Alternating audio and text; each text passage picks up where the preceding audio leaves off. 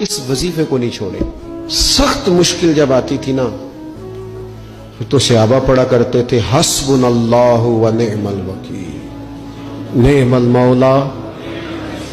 पढ़िएगा हस्बुनल्लाहु व निअमल मौला व निअमल नसीर। इसका माना बड़ा खूबसूरत है।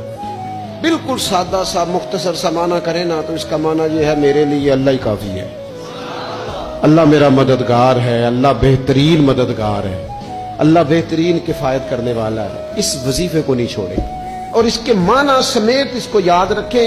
आप महसूस करेंगे तबीयत ताकतवर हो गई है, रूह ताकतवर होगी, इसको भूलना नहीं। और दूसरा आपसे अर्ज करना है कि आला हजरत, चूंकि हम सिलसिला तरीकत में फाजिल बरेलवी से वाबस्ता हैं और बाकी जितने भी लोग हैं सारे माशाल्लाह उन्हीं से वाबस्ता हैं। आला हजरत ना ला हौला वला कुव्वता इल्ला बिल्लाहिल अलीय्यिल अज़ीम पढ़ने की बड़ी फजीलत बयान करते हैं।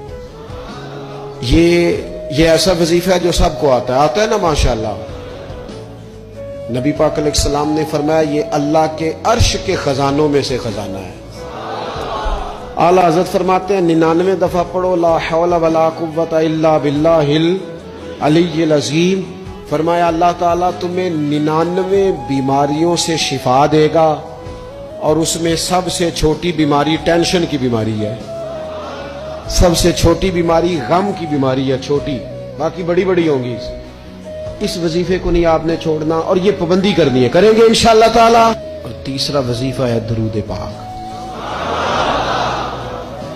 ये बंदा दरूद पाक पढ़ता है तो पता होता क्या है, एक बार पढ़ो तो 10 रहमतें, 2 बार पढ़ो तो, 3 बार पढ़ो तो, 4 दफा पढ़ो तो फिर तो चारों जानब रहमत ही रहमत हो जाती है। दरूद पाक को कभी ना छोड़ो अपनी जिंदगी में। आज आप अपने आप से अहद करें कोई रात ऐसी ना गुजरे कि दरूद पाक पढ़े बगैर हमें नींद आ जाए।